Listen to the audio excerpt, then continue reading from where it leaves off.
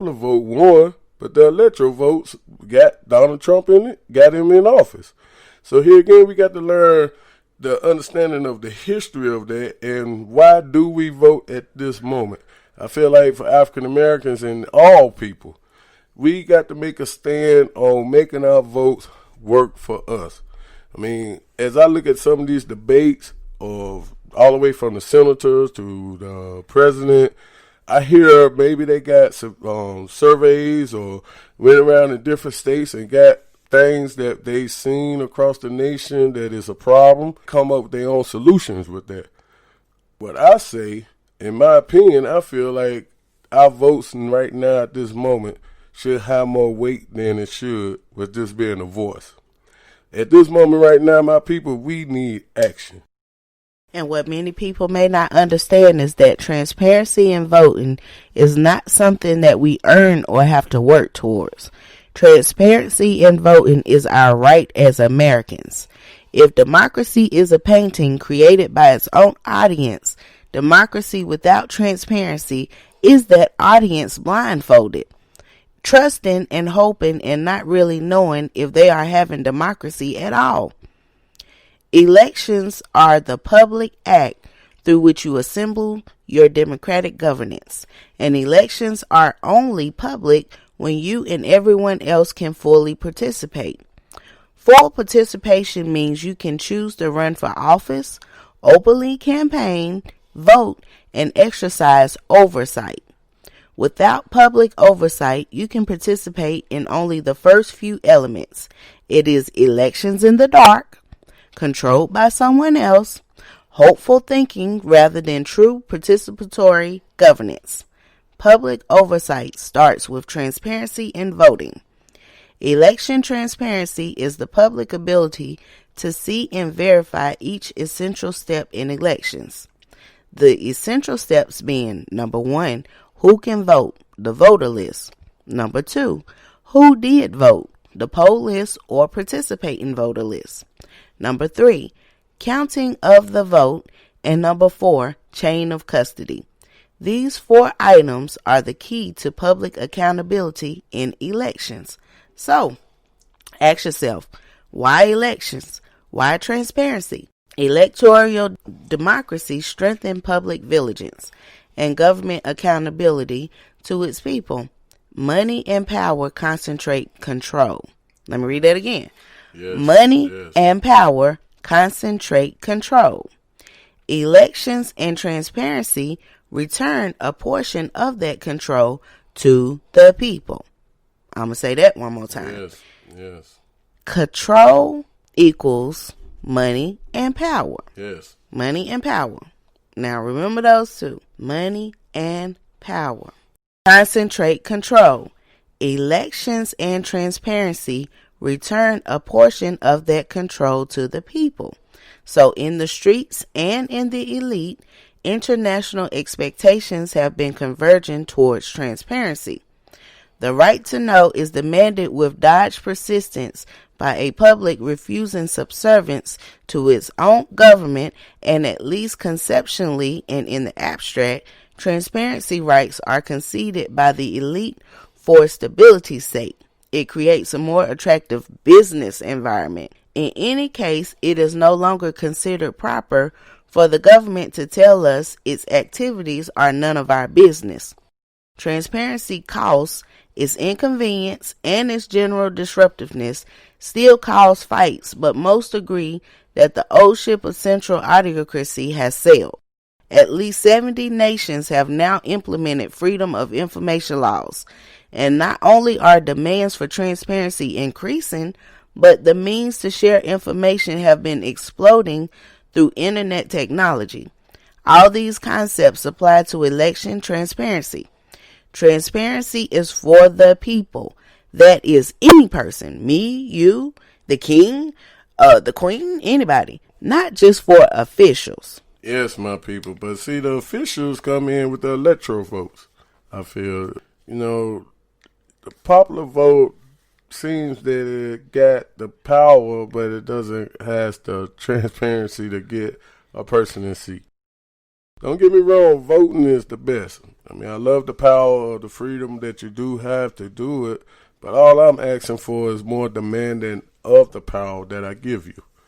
You know, we are the people that put people that's candidates that's running for office into that seat, end up working or was supposed to be running for the people. Right. It's just exactly if you're working in a Walmart or if you're working in a Target, no matter. The CEO is sitting there running that company, managers, general manager, and all that. But they can't have nothing without the lower labor that stock those shares, the essential workers that's coming in, they're keeping that. They the ones that I'm applauding to right now. Thank you for being there. And I pray that they should be paying y'all equally for the stress levels and the extra work and job that y'all are doing. Right. And they can't do nothing with these people. And that's the transparency that I feel that's going on in all the campaigns that I've seen. They run these ads saying that they're doing it, but once they get in office, nothing ever happens. It's like they disappear. President Donald Trump, I had to never think in my lifetime that I see a president that is openly, basically a gangster. And I like it. I like it because it's totally different. And a lot of people, he's running with it. I think that's how he's been all his life. Yeah, but one thing about it, King, is the government is the servant of the people. So while he walking around being gangster or G or whatever, understand this. It should come as no surprise that freedom of speech is accompanied by people talking while having no idea what they're talking about. But what if we can't know what we're talking about? Thus blocking information that provides the factual facts underpinning on which we hopefully base our speech is a way to block free speech itself. Freedom of information provides the underpinning for free speech, which forms the foundation for freedom of the press. In this light, freedom of the press can be seen as simply a reduction of the larger public right to know which applies to government information, political finance, and the right to see and authenticate the election process itself. So once a person understands that all things government are paid for with either our money in the form of taxes or by putting IOUs on our money through debt or through debt obligations on our children, it should be clear that we have every right to see what we bought with our money. We already own the information generated by the government. Our taxes and our debt obligations paid for every phone call, every page in the budget, the paper on which the information is printed, and the computers and software that store the data. We pay for the ballots, lists, machines, counters, warehouse, and salaries of any persons telling us we have no right to look. Freedom of information derives from more than just the right to free speech. Yes. It connects directly to concepts like taxation without representation. Taxation without representation is theft because it confiscates personal property without legitimate authority. Some say it is a form of extortion or even slavery. Wow. And that's a good topic, the way to put it, Queen. And I understand that I feel like, I'm trying to put this in words of how I can explain what I'm about to say. What she just spoke about, my queen, was to me like a 501c. The lower level, as you look at the change of from the top commander of the president all the way down to 501cs, all the way to police officers, all the way to your fire department, your local sheriff department. All these departments are servants to the people. They get paid by the taxes that we go to work for, and they take those taxes out for the payments for their payroll. So they work for us. We vote to put them in office. And like my queen was explaining, is a lack of transparency is going on once they get in that chair. So I come up with a great idea, and this doesn't stop even at the election. This movement that Transitional Changes mission is coming up with, the beginning of contracts, beginning of some type of forms, some type of demand that we are at this point in society now, and that's worldwide. For the ones that can. Over here in the States, it's democracy, and I feel that these servants work for us. But like I said, that's where all this frustration, and I'm saying this towards if your president Republican win, if your president Democrat win, some things doesn't change for a lot of kings and queens out here that being living in the streets, being working at these jobs, doing hard labor. Some things haven't changed for them for 16 years. I mean, you got 8 years, 4 years, all of it add up to 16, to 21, to 24, and it just keep going on. And they got the same frustration that I got, but I'm turning it into a positive. It's time to come up with a solution. Yes, that's how you do it. We got to draw up a plan to demand these servants to work for us. Get this communication going. That's what Transition to Change's mission is about. It's about bringing that bridge gap that is missing for it to be understood from both parties. And we are the middle part of that bridge to bring and deliver the voice of the people to those officials. Now I'm going to leave you with the typical preamble for freedom of information law. Government is the servant of the people and not the master of them.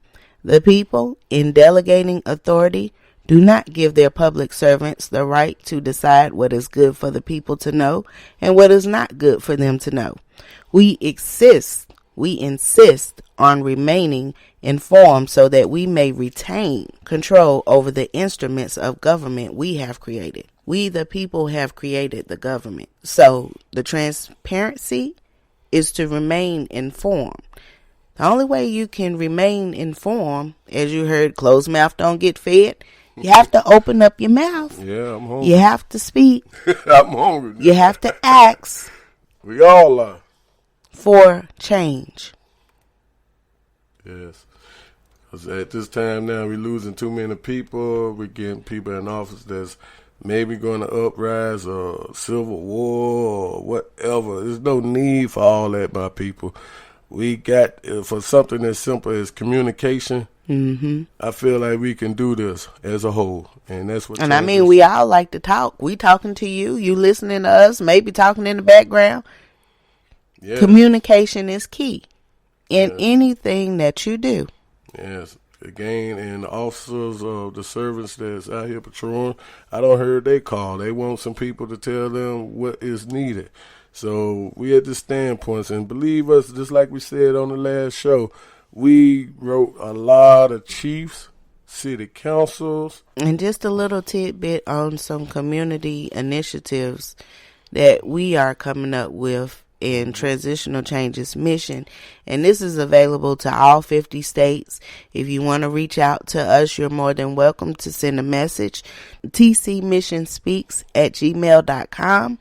Or you can contact us at transitionalchangesmission.wordpress.com and send us your solution tips or advice, or what do you think would be great for all of these out here in the world public servants of ours. And once we get those, you know what we're going to do? We're going to vote. We're going to read them. And we're going to vote, and we're going to transport that straight to them. Special congratulations to Alexandria of Portland, Oregon. She won the $50 gift certificate for the Birdhouse Challenge. And her picture will be available on the Transitional Changes Mission blog. Be sure to check that out. Yes. Transitional Changes. Your word is your bond, and that's what we finna hold everybody up to, ourselves and everybody that we are hearing. We finna hold these people up for what their job is to do. But right now, our job is to take a little break right now, as much as you need it, and take this smoothing music right here and relax. Ease your mind. And get ready for the second half of Transitional Changes Mission Podcast Show. Booyah!